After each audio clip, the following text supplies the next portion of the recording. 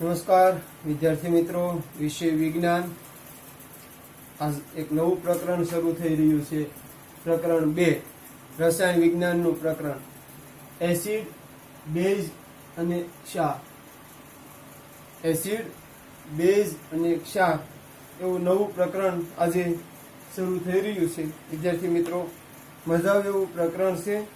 એના અંગ્રેજી નામની અંદર જોઈએ તો એસિડ, bases and salts.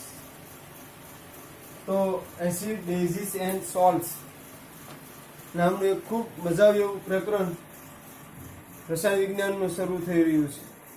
તમને ખ્યાલ છે વિદ્યાર્થી મિત્રો કે વિજ્ઞાન 3 ભાગમાં, આમ 4 ભાગ આવે, પણ આપણે એને મુખ્યત્વે 3 ભાગમાં જોઈએ છીએ. કે ભાઈ આપણા 10મા પ્રમાણે બોલું તો પહેલું રસાયણ વિજ્ઞાન છે. 1 થી 5 પાઠ રસાયણ વિજ્ઞાનના છે. પછી બાયોલોજી છે, જીવ વિજ્ઞાન છે. 6 પાઠથી શરૂ થાય, જૈવિક ક્રિયાઓ અને જૈવિક પ્રક્રિયાઓથી શરૂ થાય. 10, 11, 12, 13 પાઠ ફિઝિક્સ વિજ્ઞાન, ફિઝિક્સના છે, ભૌતિક વિજ્ઞાનના છે. અને આગળના જે પાઠ છે પછીના 14, 15, 16 જે ખાસ પર્યાવરણને રિલેટેડ, એટલે કે પર્યાવરણ સંબંધિત પાઠો છે, ઉર્જાના સ્ત્રોતો ને એ બધા. તો વિદ્યાર્થી મિત્રો, અત્યારે આપણે રસાયણ વિજ્ઞાનનો બીજો પાઠ એસિડ, બેઝ અને ક્ષાર, એસિડ્સ, બેઝિસ એન્ડ સોલ્ટ્સ શરૂ કરવા જઈ રહ્યા છે. ત્યારે શરૂઆતમાં હું તમને એની થોડીક બેઝિક માહિતી આપીશ.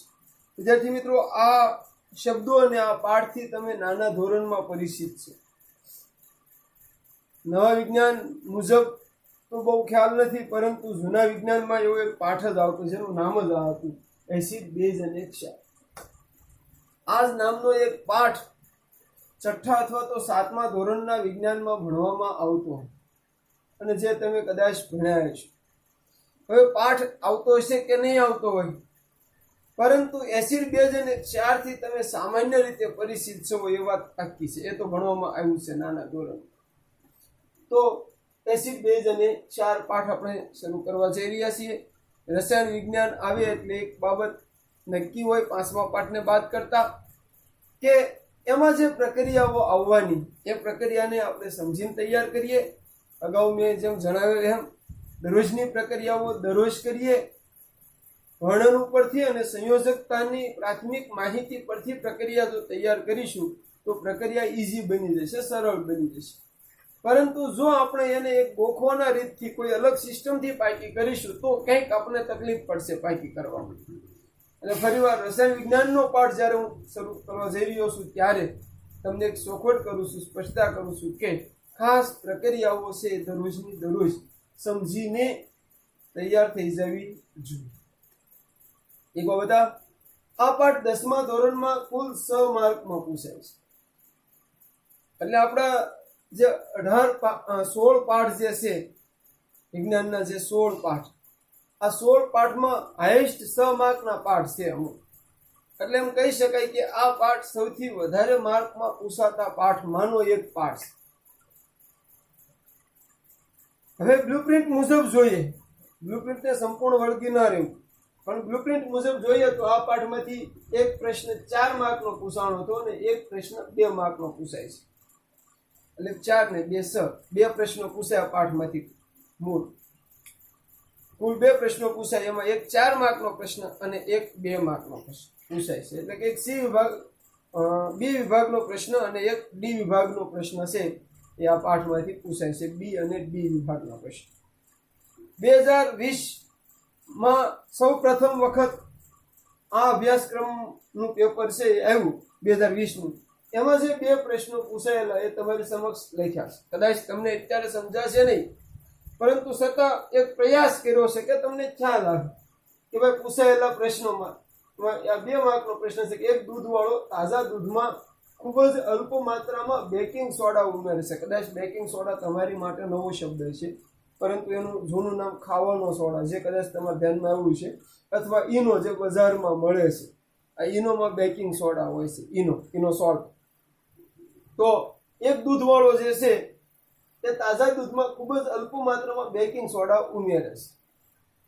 એટલે દૂધ છે એમાં બેકિંગ સોડા ઉમેરે. બેકિંગ સોડા સ્વભાવે બેઝિક છે, એટલે કે ક્ષારના રૂપમાં હોય ત્યારે તો એ તટસ્થ છે, પણ એનું દ્રાવણ બને એટલે એ બેઝિક સ્વભાવ ધારણ કરે. યાદ રાખજો, એક ક્ષાર છે, પહેલા યાદ રાખજો, બેઝ નથી. બેકિંગ સોડા બેઝ નથી, એક ક્ષાર છે, સોલ્ટ છે, ક્ષાર છે. પરંતુ એનું જલી દ્રાવણ છે ને એ બેઝ, એટલે એ દૂધ વાળું દૂધમાં બેઝ ઉમેર એમ સમજી લેવાનું. આપણે બેઝિક દ્રાવણ ઉમેર એમ સમજી લેવાનું. તો બેઝિક દ્રાવણ ઉમેરશે તો જે દૂધ હશે એની જે પીએસ હશે, પીએસ તમારા માટે નવો શબ્દ છે, આવશે ત્યારે તમને સમજાવી છે. એની પીએસ છે એ શું થશે? તો ભાઈ તે તાજા દૂધની પીએસ ને સથી થોડી બેઝિક તરફ શા માટે ફેરવે છે? તો ભાઈ બેકિંગ સોડાનું જલી દ્રાવણ બેઝ છે. દૂધમાં બેઝ ઉમેરવામાં આવે એટલે દૂધમાં બેઝિકતા વધશે, એસિડિકતા ઘટશે. બેઝિકતા વધે એટલે પીએસ થી વધે. સામાન્ય રીતે એવો નિયમ હોય, પીએસ 7 પીએસ હોય ને, જેની પીએસ એ 0 થી 14 અંશ છે, પહેલા આ યાદ રાખો. પછી 7 પીએસ હોય એ તટસ્થ દ્રાવણ હોય, જેની પીએસ 7 હોય ને તટસ્થ દ્રાવણ હોય, નથી એસિડ કે નથી બેઝ. એ તો યાદ રહી જાય એવી વસ્તુ છે. 7 થી વધુ પીએસ હોય ને એ બેઝિક દ્રાવણ હોય, 7.5 એટલે કે 7.5, 8, 9, 10 એમ કોઈ પણની પીએસ હોય તો એ દ્રાવણ બેઝિક હોય એમ માની લેવાનું. અને જે દ્રાવણની પીએસ 7 થી ઓછી હોય એ એસિડિક છે એમ માનવું. તો દૂધમાં સથી પીએસ વધે એટલે બેઝિકતા વધવાની, એટલે સથી પીએસ વધવાની. 1 માર્કમાં એટલે કે 2 માર્કના છે, પણ એને બી એમ પૂછાશે, એટલે ખ્યાલ આવે કે આવી રીતે પૂછે. એટલે 1 માર્કના પ્રશ્નો ઘણા બાળકો એમ વિષય લેતા હોય છે કે 2 માર્કના પ્રશ્નો પૂછે, એટલે આમાં 1 માર્કનો પ્રશ્ન મહત્વનો નથી, પણ 1 માર્કના ભેગા કરીને 2 માર્ક થતા હોય. આ તો હું તમને ખાલી એક પરીક્ષાની સિસ્ટમ તમને બરાબર સમજાય એટલા માટે, બાકી ક્યારેય ભણતર માર્કના સંદર્ભમાં નથી ભણાતું. માર્ક આવી જાય, આપણે તો એ પોઈન્ટને સમજીને ભણવાનું હોય. પછી એમાંથી 1 માર્કનો પૂછે, 2 માર્કનો પૂછે, 3 માર્કનો પૂછે, 4 માર્કનો પૂછે, એ કદાચ પેપર સ્ટાર બદલીને ગમે માર્કનો પૂછે. આપણે મુદ્દો સમજાવવો જોઈએ. દાખલા તરીકે પીએસ છે તો પીએસ સમજાઈ જવી જોઈએ. પછી એને જે રીતે પૂછે એ આપણે એની રીતે લખી શકીએ. શા માટે આવું દૂધ દહીં બનવા માટે વધારે સમય લેશે? કારણ કે બેઝિક થઈ ગયું. દહીં બનવા માટે એસિડ બનવું પડે. દહીં એટલે દૂધની અંદર લેક્ટેઝ નામનો ઉત્સેચક હોય. આ લેક્ટેઝ ઉત્સેચક લેક્ટિક એસિડમાં લેક્ટેઝનું રૂપાંતર કરે. તો એટલે કે લેક્ટિક એસિડ બનવું એટલે કે દૂધમાંથી દહીં બનવું એટલે એસિડ બનવું. મૂળ યાથોળની પ્રક્રિયા છે, પણ એ બધું ભણતા જશે એમ આવતું જશે. એટલે કે દૂધમાંથી દહીં બનવું એટલે કે એસિડ બનવું. તો એસિડ બનવાની પ્રક્રિયા છે, એમાં આપણે બેઝિક ગુણધર્મ ધરાવતો પદાર્થ ઉમેર્યો.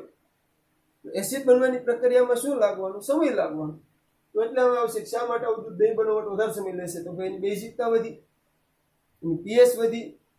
એસિડ બનવું છે તો એની બેઝિકતા ઘટવી જોઈએ, એની એસિડિકતા વધવી જોઈએ. બેઝિકતા વધારીએ આપણે તો એસિડિકતા વધવા માટે સમય વધુ લાગવાનો છે. તો આ રીતે આવો એક પ્રશ્ન 2 માર્કમાં માર્ચ 2020ની પરીક્ષામાં પૂછાયો. ત્યાર પછી બીજો પ્રશ્ન, જો અહીંયા કેવી રીતના પ્રશ્નો બને એ જોવાનું છે. કદાચ આ રીતનો પ્રશ્ન તમને સાહેબ ન પણ લખાવે, પણ એ આવી જશે કે ભાઈ રસોડામાં તમારી મમ્મી કરકરા એટલે કે ક્રિપ્સી, પકોડા, કેક એ બધી વસ્તુ જેમાં આથો આવવો જોઈએ એક પ્રકારે, અને ફૂલવા જોઈએ, અને એનો સ્વાદ સારો થવો જોઈએ, ટેસ્ટી બનવો જોઈએ. બનાવવા માટે કયું રસાયણ વાપરે છે? ઉપરનું રસાયણ વાપરે છે બેકિંગ સોડા, ખાવાનો સોડા. કારણ કે ખાવાનો સોડા એમાં ઉમેરવામાં આવે એટલે એક તો કાર્બન ડાયોક્સાઇડ એમાંથી મુક્ત બનશે, એટલે ઓછું બનશે, ભેળ પાવ, અને વધતા સ્વાદિષ્ટ બનશે. આ ઉપરાંત આરોગ્યની દ્રષ્ટિએ એને જોવા જઈએ તો તીખું તળેલું ખાવાથી એસિડિટી અને આ રોગો સામે રક્ષણ પણ આપે છે. એસિડિટીની દવામાં બેકિંગ સોડા વપરાય. બેકિંગ સોડા એટલે અહીં તમને લખી દીધું છે ખાવાનો soda, sodium hydrogen carbonate, baking soda, ખાવાનો સોડા. ખાવાનો સોડા રસોઈમાં ઉમેરે છે, તમારા ઘરે પણ ઉપલબ્ધ હશે ઘણાના ઘેર. બેકિંગ સોડા નામનું રસાયણ ઉમેરે છે. અને આ પાઠના અંતે આગળનો પ્રશ્ન, તેનું નામ લખો, એટલે નામ લખી નાખ્યું. અહીંયા બતાવી દીધું 2-3 રીતે નામ. આ એનું અણુસૂત્ર છે, આ એનું રાસાયણિક નામ છે, બેકિંગ સોડા અંગ્રેજીમાં અને ખાવાનું સોડા આપણે એને સામાન્ય રીતે ઓળખીએ છીએ. એનું નામ લખ્યું અને તેની બનાવટ રાસાયણિક સમીકરણ સાથે લખો. પાઠના એન્ડમાં 4 થી 5 ક્ષારની બનાવટ આવશે. ક્ષાર બધાએ લખ્યા છે, એની બધાની બનાવટ, મોટા ભાગનાની બનાવટ આવશે એન્ડમાં, પાઠના અંતમાં. અને એ બનાવટ ખૂબ અગત્યના પ્રશ્ન તરીકે 4 માર્કના અગત્યના પ્રશ્ન તરીકે રહેશે. સામાન્ય રીતે એમ કહી શકાય કે વધારે શક્યતા આની બનાવટ પૂછાવાની છે. એમાંનું એક પૂછાણ અગાઉ મેં આ બાબત જણાવેલી કે ભાઈ આ ક્ષારની બનાવટ ખાસ મને અગત્યની લાગે છે અને એ પાકી કરો, એમાંથી એકાદો પ્રશ્ન આવવાની સંભાવના વધુ તો એક એમાં લાવ્યો. આ બધા ક્ષારની બનાવટ આવે છે, મોટા ભાગના ક્ષારની બનાવટ આવવાની છે, એમાંનો એક આવ્યો. નેક્સ્ટ ટાઈમ બીજો પણ આવી શકે છે. તો વિદ્યાર્થી મિત્રો ફરી એકવાર યાદ રાખો, એસિડ બેઝ ને ક્ષાર પાઠ 3-4 બાબતોને ધ્યાનમાં રાખીને બહુ મહત્વનો અને મજા આવે પાડશે. એક તો આપણે નાના ધોરણમાં એના વિશે ભણીને આવ્યા છે. એસિડ કોને કહેવાય, બેઝ કોને કહેવાય, ક્ષાર કોને કહેવાય. એના પાયા ઉપર આપણે સણતર કરવાનું છે. એટલે કે પાયો તમારો છે એમાં આગળ આપણે સણતર કરીશું, દિવાલ કરીશું. આગળ જતા સ્લેબ ને એ બધું ભરવાનું આવશે, પણ એ ક્ષમતા પ્રમાણે આગળ હાલશે. બીજું, આમાંના એસિડ અને બેઝમાંના ઘણા એસિડ અને બેઝનો આપણે રોજિંદા જીવનમાં ઉપયોગ કરીએ છીએ. અહીંયા નામ છે કદાચ તમને નવા લાગશે, કારણ કે પ્રક્રિયાઓમાં એ નામ આવવાના છે.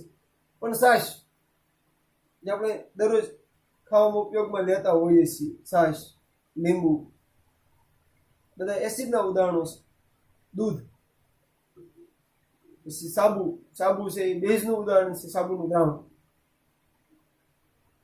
તો આ બાબત આપણે રોજિંદા જીવનમાં છે. અને વધતા માર્કમાં સૌથી વધારે માર્કમાં પૂછાય છે. કેવી રીતના પ્રશ્નો પૂછાય છે? બોર્ડની અંદર જ્ઞાનયુક્ત પ્રશ્નો, સમજયુક્ત પ્રશ્નો, ઉપયોજનયુક્ત પ્રશ્નો, આવા અલગ અલગ વિભાગ પાડી અને આખી બ્લુ પ્રિન્ટ આપવામાં આવે છે. તો આ પાઠમાંથી વધારે ઉપયોજન અને સમજયુક્ત પ્રશ્નો પૂછાય છે. એટલે જ એવી રીતે પ્રશ્ન મૂક્યો. રસોડામાં તમારી મમ્મી કરકરા, પેપ્સી, પકોડા કે કેક બનાવવા માટે કયું રસાયણ વાપરે છે? આપણે ઘરે પણ આવું કંઈક બનાવે ને ગોટક હાથે પ્રસંગોમાં, તો ઈનો મંગાવે છે. તમે જોયું, ઈનો વાપરે છે. ઘણાના બા પણ ઘેરે વાપરતા છે. શું કામ? એના ઘણા કારણો મેં તમને કીધા. સ્વાદિષ્ટ બને વસ્તુ, એસિડિટી જેવા રોગો સામે રક્ષણ મળે.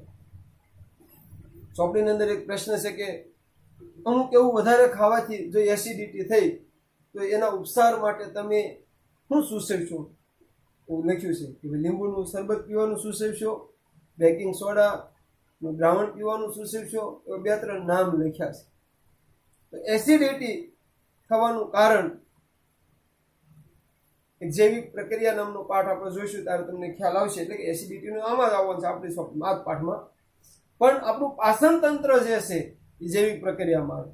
આ પાચન તંત્રમાં ખોરાક છે જ્યારે જઠરમાં જાય અને જઠરમાં ખોરાક 2.5 થી 3 કલાક રહે ત્યારે જઠરમાં ઘણા સ્ત્રાવ થાય. એમાંનો એક સ્ત્રાવ છે મંદ HCl નો સ્ત્રાવ થાય, મંદ હાઇડ્રોક્લોરિક એસિડ નો સ્ત્રાવ થાય જઠરમાં, જે ખોરાકના પાચનમાં મહત્વનું કામ ભજવે, પ્રોટીનના પાચનમાં મહત્વનું કામ કરે અને બીજા ઘણા કાર્યો કરે. આ એસિડનો સ્ત્રાવ અમુક માત્રામાં થાય તો એ ઉપયોગી છે, જરૂરી છે, અનિવાર્ય પણ છે, થવો જ જોઈએ, નહીતર પાચન નહીં થાય. બરાબર.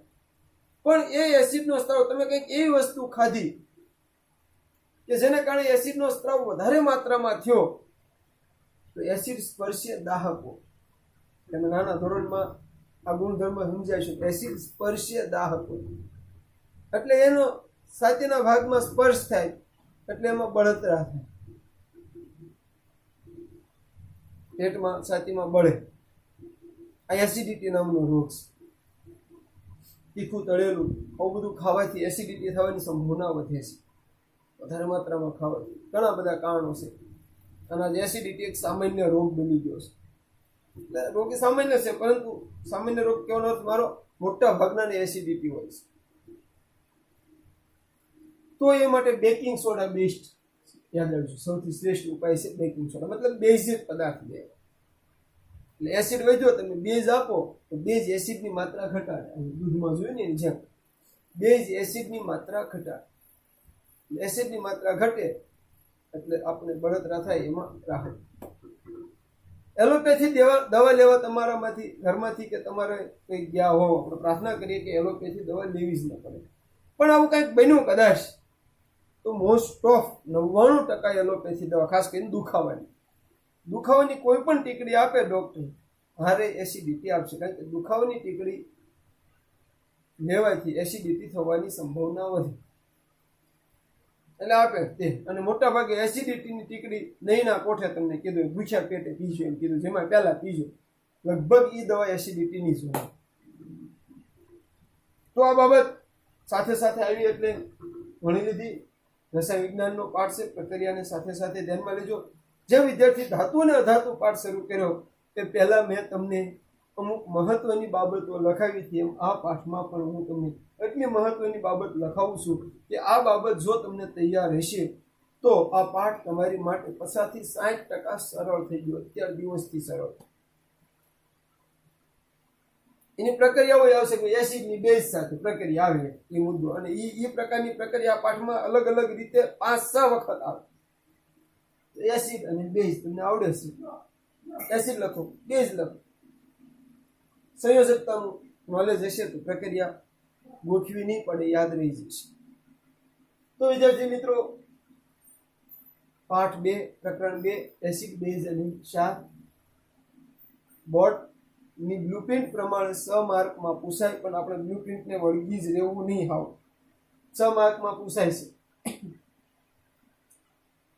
એક 4 માર્કનો પ્રશ્ન પૂછાય, 2 માર્કનો. ક્યાં ક્યાં પૂછાણા છેલ્લી પરીક્ષામાં, કારણ કે પહેલી અભ્યાસક્રમની પહેલી પરીક્ષા હતી એ તમારી સમક્ષ લખ્યા. હવે વિદ્યાર્થી મિત્રો, આ પાઠને સરળ અને રસપ્રદ બનાવવા માટે મેં અહીંયા થોડાક વિભાગો પાડીને તમને જે દઢીકરણના મુદ્દા આપ્યા છે, આટલું યાદ રાખીએ. ચાલો આટલું યાદ રાખીએ. નીચેના સંયોજનો યાદ રાખો એ આપ્યા છે, એને જુઓ. પહેલા પ્રબળ એસિડ આપ્યા. તમે અત્યાર સુધી એસિડથી પરિચિત હશો, પણ પ્રબળ એસિડ એવો શબ્દ તમારી સમક્ષ પહેલી વાર આવ્યો છે કદાચ. એ આ પાઠમાં આવશે ત્યારે સમજશું. અત્યારે એટલું યાદ રાખો કે ભાઈ પ્રબળ એસિડ તો હાઇડ્રોક્લોરિક એસિડ, જે આપણે આવી ગયેલું છે અગાઉ ધાતુ પાઠમાં ને એમાં. એટલે તમને અમારે ઘણું બધું આવી ગયું છે, NaOH, KOH, MgOH2, આ મોટા ભાગનું આવી જ ગયેલું છે. અમુક નવા રસાયણો તો લગભગ મારી દ્રષ્ટિ 2-3 જ છે, બાકી આવી ગયેલા છે. તો પ્રબળ એસિડ તરીકે આ 3 એસિડને યાદ રાખો. Hydrochloric acid HCl, sulphuric acid H2SO4, nitric acid SNO3. આ 3 એસિડને યાદ રાખો. નિર્મળ એસિડ, એસિટિક એસિડ, જેનું સામાન્ય નામ વિનેગર, સરકો તરીકે પણ ઓળખાય છે.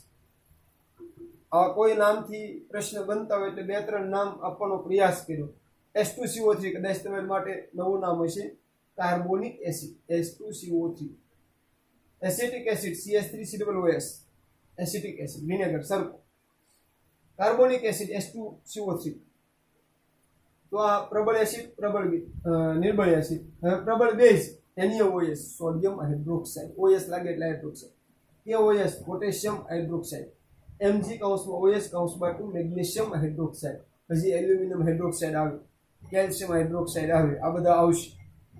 પણ મેં અહીંયા મહત્વ ના લખ્યા છે. નિર્બળ બેઝ તરીકે NH4OH, એમોનિયમ હાઇડ્રોક્સાઇડ. એમોનિયા જે NH3 છે એનું પાણીમાં દ્રાવણ બનાવવામાં આવે એને એમોનિયમ હાઇડ્રોક્સાઇડ કહેવામાં આવે. NH4OH, ammonium hydroxide, NH4OH. તો આ પ્રબળ એસિડ, નિર્બળ એસિડ, પ્રબળ બેઝ, નિર્બળ બેઝ ખાસ યાદ રાખવાના છે. આ બાજુ સોલ્ટ, ક્ષાર લખ્યા છે. ક્ષાર તો પહેલો ક્ષાર જે તો લગભગ કદાચ વિજ્ઞાન ભણવામાં આવે એટલે પહેલા મહત્વના 2-5 સંયોજનોમાં એનું સ્થાન થઈ જાય. NaCl, સોડિયમ ક્લોરાઇડ, મીઠું, સામાન્ય નામ મીઠું, ઘણીવાર પૂછે. મીઠાનું રાસાયણિક નામ જો યાદ રાખજો, આ બધા રાસાયણિક નામ કહેવાય. સોડિયમ ક્લોરાઇડ આના ઉપરથી આપી શકાય ને આપણે. 9મા ધોરણમાં તમે ભણાવી શકો. Sodium chloride, sodium carbonate decahydrate, sodium carbonate 10 છે એટલે ડેકાહાઇડ્રેટ. ધોવાનો સોડા કહીએ આપણે. ધોવાનો સોડા શું હોય છે? ભૂકી સાબુમાં હોય મોટા ભાગે. મૂળ જે આવે એ થોડોક અલગ આવે, પણ આ ભૂકી અને ધોવાના સોડા તરીકે તમે લઈ શકો. એમાં પાણીનું ગેસનું પ્રમાણ આવે એટલે KNH2O. નિર્જળ સોડિયમ કાર્બોનેટનું અણુસૂત્ર કે યાદ રાખજો. નિર્જળ સોડિયમ કાર્બોનેટ તો Na2CO3. નિર્જળ sodium carbonate.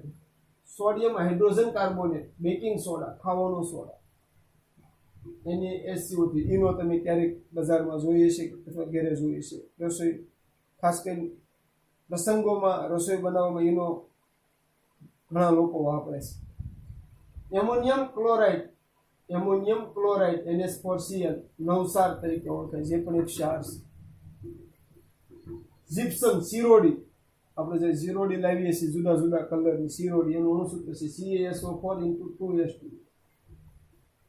CaSO4 × 2s2. Calcium sulphate હેમિહાઇડ્રેટ, જેને plaster of Paris POP, plaster of Paris, plaster લગાડે ને હાથ ભાંગે, હાથ કેવું કે ભાંગે હાડકું, તો પ્લાસ્ટર જે લગાડે એ માટે વપરાતું સંયોજન છે, જે આમાંથી બને, જે શિરોડીમાંથી બને. બનાવટ આવવાની છે. એક રહી ગયું કેલ્શિયમ ઓક્સીક્લોરાઇડ, નિરંજન પાવડર, બ્લીચિંગ પાવડર, જે પાણીના શુદ્ધ કરવા માટે ખાસ વપરાય. મેન પણ ઘણા બીજા કામોમાં વપરાય. કેલ્શિયમ ઓક્સીક્લોરાઇડ, નિરંજન પાવડર, બ્લીચિંગ પાવડર તરીકે હોય, પાણીને બ્લીચ કરે. તો આ ક્ષાર છે. આ ક્ષારની બનાવટ આવવાની છે. ખૂબ અગત્યના બધા ક્ષાર છે. તો આ વાત યાદ રાખજો. હવે આપણે આગળ જે બાબત જોવી છે એમાં તમે આપણા બધાના ઘરમાં આ બધું તમારી સમક્ષ મોટા ભાગે આવવા દેવાનું છે. પણ હું તમને એટલું કહેવા માંગુ કે આપણા ઘરમાં આપણે જે વાપરીએ છીએ એમાં એસિડ તરીકે આપણે જે વાપરતો એવું બાબત હોય તો લીંબુ આવે, બીજું આવે છાશ, આંબલી,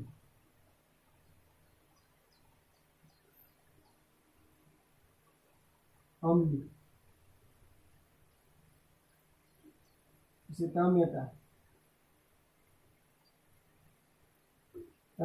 દ્રાવણ, આંબલીનું દ્રાવણ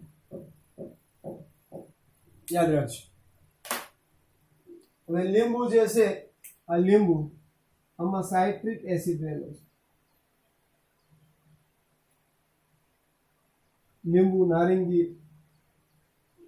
નારંગી, સંતરા, આવું આપણે બધા ખાઈએ છીએ ને, એમાં સાઇટ્રિક એસિડ રહેલો છે. છાશ અને દહીં, જેની અંદર લેક્ટિક એસિડ રહેલો છે. યાદ રાખજો. આંબલીની અંદર ટાર્ટરિક એસિડ,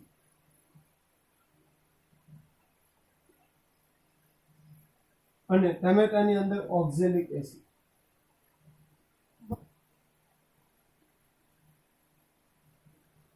આ એસિડ રહેલા છે. આપણા રોજબરોજના જીવનમાં આપણે આવા બધા એસિડો વાપરીએ છીએ. હવે બેઝ તરીકે આપણે સાબુનું દ્રાવણ વાપરીએ છીએ. બેઝ તરીકે ખાસ કરીને સાબુનું દ્રાવણ,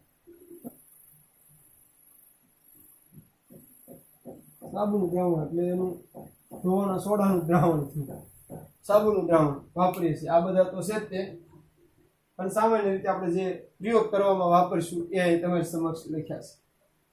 હવે આ બધાને જોઈને આપણે અમુક અંદાજ આવી છે કે આપણે એના ગુણધર્મો લખવા હોય તો આપણે લખી શકીએ કે ભાઈ એસિડ છે, એસિડના સંદર્ભમાં આપણે એના ગુણધર્મો લખવા છે. એસિડના સંદર્ભમાં એસિડ શું હોય? સ્વાદે ખાટાઓ,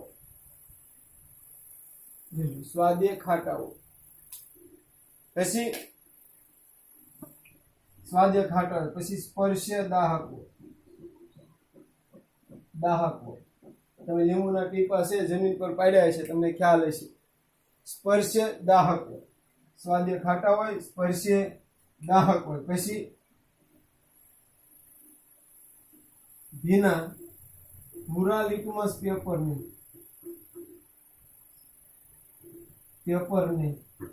લાલ બનાવે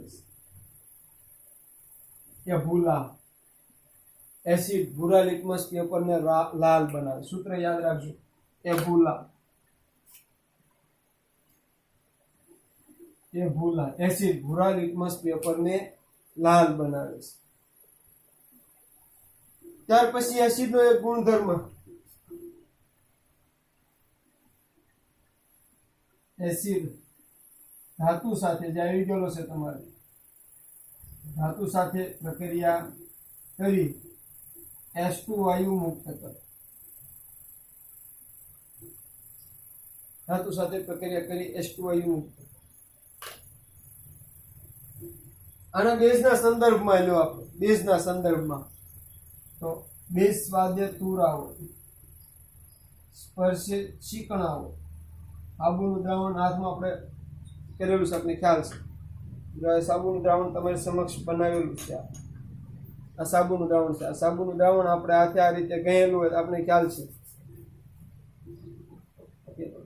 સ્પર્શ ચીકણા હોય, આ ચીકણા થાય એટલે સ્વાદ્ય તુરા હોય, બેઝ સ્વાદ્ય તુરા હોય, સ્પર્શે ચીકણા હોય. આનાથી ઊંધું, આનાથી ઊંધું લખું છું એનું સૂત્ર, બે લાભુ, બે લાભુ એટલે કે બેઝ લાલ લિટમસ પેપરને ભૂરું બનાવે. તમારી સમક્ષ હમણાં હું અહીંયા પ્રવૃત્તિ રજૂ કરવાનો છું. ધાતુ સાથેની પ્રક્રિયાઓ ખાસ કરતા નથી. તો આ એસિડ બેઝ વિશેને આપણે સમજ્યું.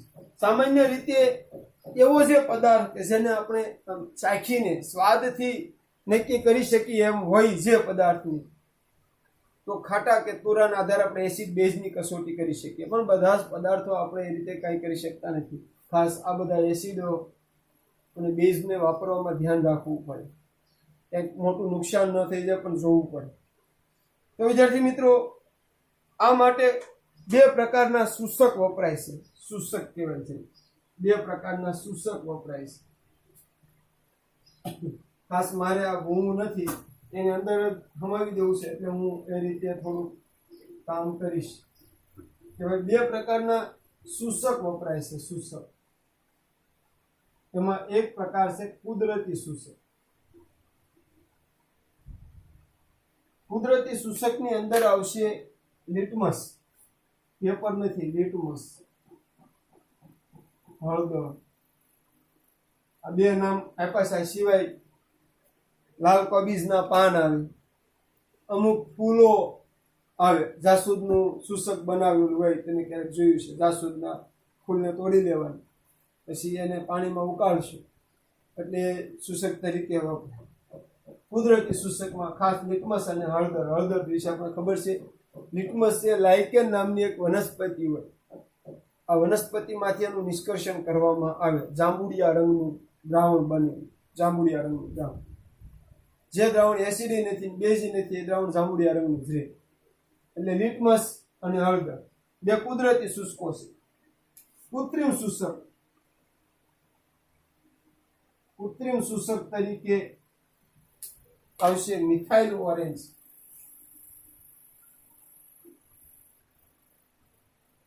મિથાઇલ ઓરેન્જ પ્રયોગશાળામાં કદાચ જોયું છે. અને બીજું આવશે ફિનોલ થેલી. ફિનોલ થેલી આ કૃત્રિમ શોષક છે, યાદ રાખજો. શોષક તરીકે બે આવે, કુદરતી શોષક અને કૃત્રિમ શોષક. કુદરતી શોષકમાં લિટમસ અને હળદર આવશે, અને કૃત્રિમ શોષકમાં મિથાઇલ ઓરેન્જ અને ફિનોલ થેલિન આવશે.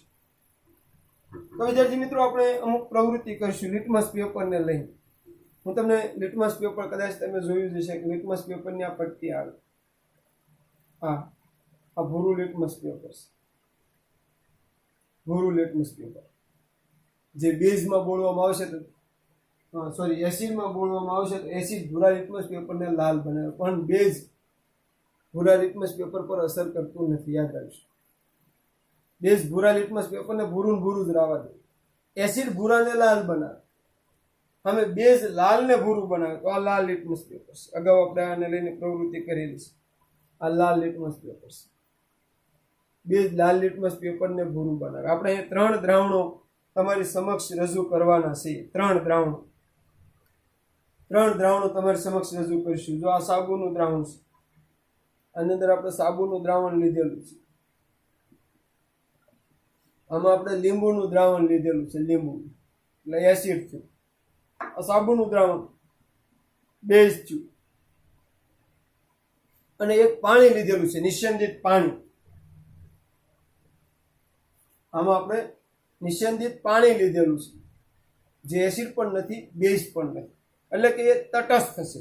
તો અહીંયા આપણે 3 પ્રકારના દ્રાવણ લીધા, યાદ રાખો. 3 પ્રકારના દ્રાવણ લીધા. એક એસિડિક દ્રાવણ તરીકે લીંબુનું દ્રાવણ લીધું, તમે આમાંથી કોઈ પણ લઈ શકો છો. બેઝના દ્રાવણ તરીકે સાબુનું દ્રાવણ લીધું, અને તટસ્થ તરીકે પાણી લીધું. હવે શું થશે? તટસ્થ દ્રાવણ ભૂરા કે લાલ લિટમસ પેપર ઉપર કોઈ અસર નહીં કરે. દાખલા તરીકે આપણે જોઈએ કે આ પાણી છે, આ પાણી છે, એમાં આપણે લાલ લિટમસ પેપર બોલીએ છીએ, બરાબર. રંગને જોઈ લઈશું. પાણીની અંદર આપણે બોલીએ છીએ.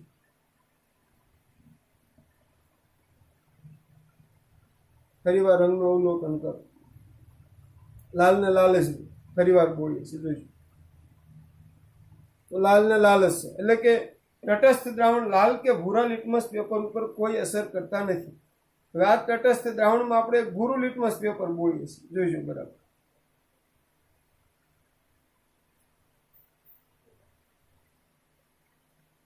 આ ભૂરું લિટમસ પેપર છે, આ પાણીનું દ્રાવણ છે, એમાં આપણે ભૂરું લિટમસ પેપર બોલીએ છીએ.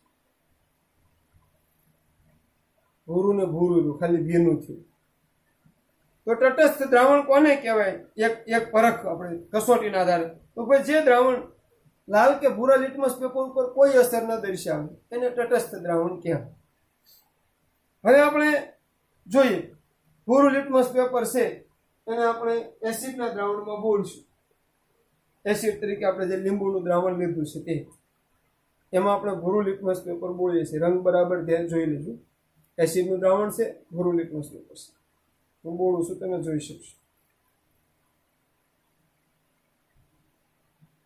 શું બન્યું જોઈ શકો છો? એસિડ ભૂરા લિટમસ પેપરને લાલ બનાવે છે, એ ભૂલા. આગળ આ બેઝનું દ્રાવણ છે, સાબુનું દ્રાવણ. એની અંદર આપણે લાલ લિટમસ પેપર બોલીએ છીએ. બેઝ લાલ લિટમસ પેપરને એવું બનાવે જોઈએ છે. ચાંદ્ર અને મધ ઉપર થોડોક આધાર રહે.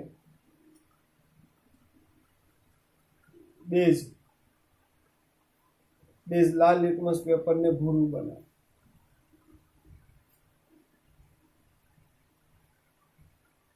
જોઈ શકશો, બેઝ લાલ લિટમસ પેપરને ભૂરું બનાવે. તો આ રીતે લિટમસ પેપર ઉપરની અસર, તો એસિડ ભૂરા લિટમસ પેપરને લાલ બનાવે, બેઝ લાલ ને ભૂરું બનાવે. આપણી પાસે એક જ લિટમસ પેપર હોય તો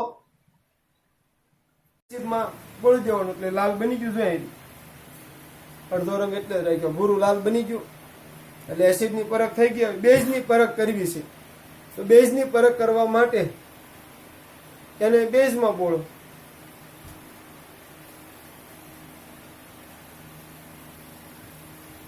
વાર લાગશે દૂધની જેમ, કારણ કે એસિડિક બની ગયું છે ને, એટલે બેઝ બનવા માટે એને વાર લાગશે, થોડો ટાઈમ લાગશે. એટલે હું અત્યારે એને આમાં રાખું છું, પછી આપણે એને જોઈ લઈશું. થોડું થોડું બનવા મળ્યું છે, હમણાં બની જશે. સમય એટલે લાગ્યો કે આપણે પહેલા એસિડમાં બોલેલું હતું, એટલે એની અંદર એસિડિકતા હતી, અને બેઝિકતામાં ફરતા થોડો ટાઈમ લાગશે. તો બનવા મળ્યું, તમને ખ્યાલ આવવા મળ્યો હશે. હજી જોઈએ તો બેઝ લાલ લિટમસ પેપરને ભૂરું બનાવે, એસિડ ભૂરા લિટમસ પેપરને લાલ બનાવે. જો બની, હજી થોડોક લાલાશ ભાગ બતાવે, જો થોડો સમય હજી રહેવા દઈએ તો એ મટી જશે. તો આ બેઝ છે જે લાલ લિટમસ પેપરને ભૂરું બનાવે. એસિડ છે, એસિડ જે ભૂરાને લાલ બનાવે છે. તો આ રીતે એસિડ અને બેઝની કસોટી આનાથી થાય. પરંતુ તમારી પાસે એક પ્રશ્ન આવે છે, અમારી પાસે કોઈ લિટમસ પેપર જ નથી, તો અમારે શું કરવું? તો એનો પણ એક ઉપાય છે. લિટમસ નથી પણ હળદર આપણા બધાને ઘેરે હોય. તમે જોયું છે વિદ્યાર્થી મિત્રો, હળદરને લઈને ઘણી થાય, તો હળદર ને લઈને આવી હળદરની પટ્ટી બનાવી દેવાની, હળદર પત્ર કહેવાય. હળદરની આવી પટ્ટી બનાવી દેવાની, જેને હળદર પત્ર કહેવામાં આવે. એને એસિડને બેઝમાં બોળવાની. જો આપણે એને બેઝમાં પહેલા બોલીએ છીએ.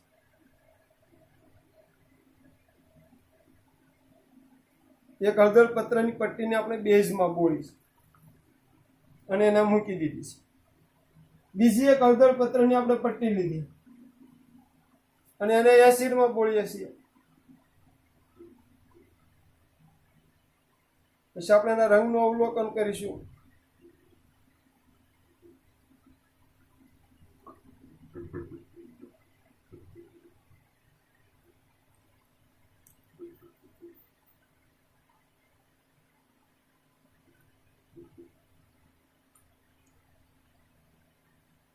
તો તમે જોઈ શકશો રંગમાં પરિવર્તન તમને જોવા મળ્યું છે.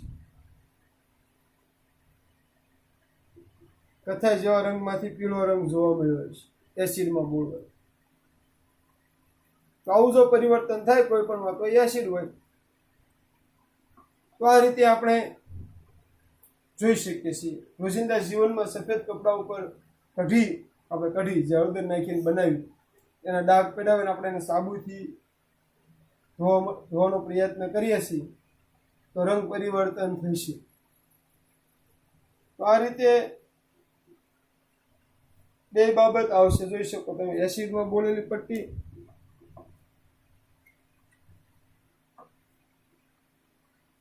આ એસિડમાં બોલેલી પટ્ટી છે,